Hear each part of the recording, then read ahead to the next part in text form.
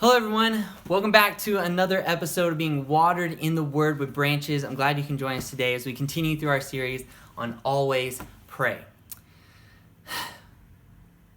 I'm tired.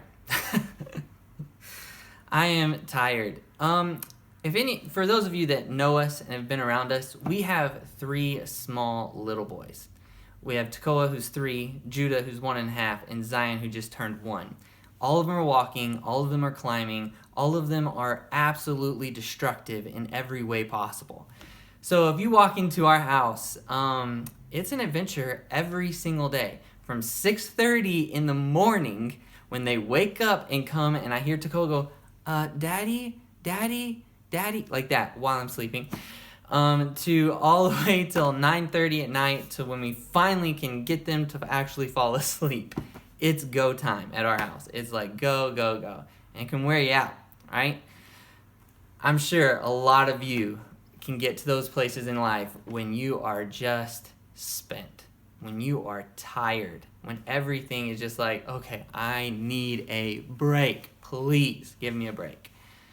When you get to those times in your life, but when we get to those times, what is our first reaction? For me, it's almost never praying.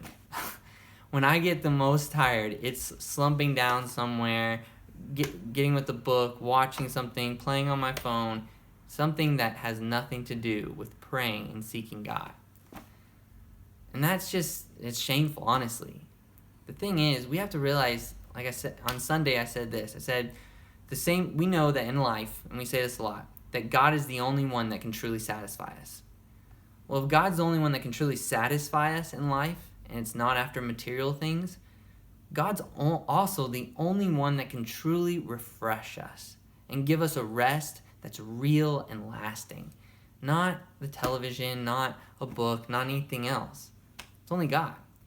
So when we get to the most tired in our lives, we have to go to God in prayer. The story I talked briefly about on Sunday was from Luke chapter 5, when Jesus is in the heat of ministry, just tons of people following him. We see he goes away to pray. And he goes and leaves to pray.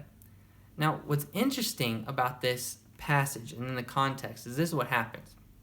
In verse 12, it says, "And it came to pass, when he was in a certain city, behold, a man full of leprosy, who seeing Jesus fell on his face and besought him, saying, Lord, if thou wilt, thou canst make me clean." And so Jesus enters in this city, and almost immediately this man who is a leper comes to Jesus and begging him to minister to him, begging him to heal him. And Jesus does. And it's right after that when it says this in verse 15, "And so much some more went out their fame abroad of him, and great multitudes came together to hear and to be healed by him in their infirmities." Thousands of people coming to Jesus for wanting Jesus to minister to them and to heal them and to help them with their infirmities. And then we see this. In verse 16, he withdrew himself into the wilderness and prayed. Jesus could have stayed at that location forever and kept healing people, but instead, he left off of that work. And the thing that he did is he got away in the wilderness and he prayed. He knew that that was going to refresh him. Here's what happens next, right? The very next story, it says this in verse 18. Okay? "And behold, men brought in a bed a man which was taken with palsy, and they sought by means to bring in him and lay him before him." This is the story where Jesus is in a house and he's teaching and preaching, and these men come on the roof, they knock open the roof, and they let down their friend to be healed by Jesus. So here's the context of Luke chapter 5. Starts off, a man is coming to Jesus for healing.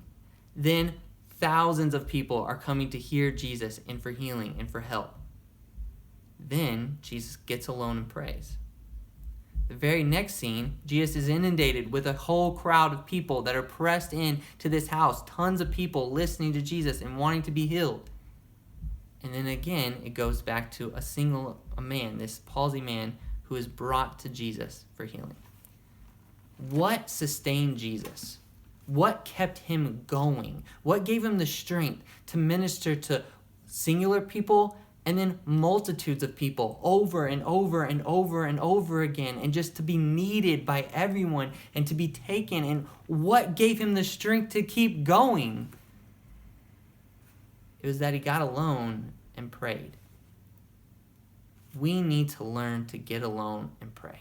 When we're the most tired, when we're the most spent, when our spirits are the most drained in our lives, we need to get alone and pray. That is what we need the most in those moments.